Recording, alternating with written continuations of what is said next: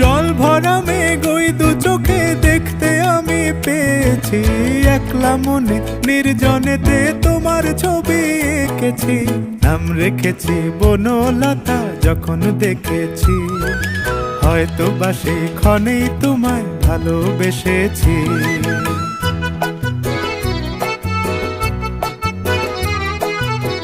বনলতা কথা হয়ো না গো কুণ্ঠিতা, বনলতা কথা হয়ো না গো কুণ্ঠিতা। একটি কথাই শুনবো বলে তাই তো কাছে এসেছি, বলবে কি গো আমিও তো তোমায় ভালোবেসেছি।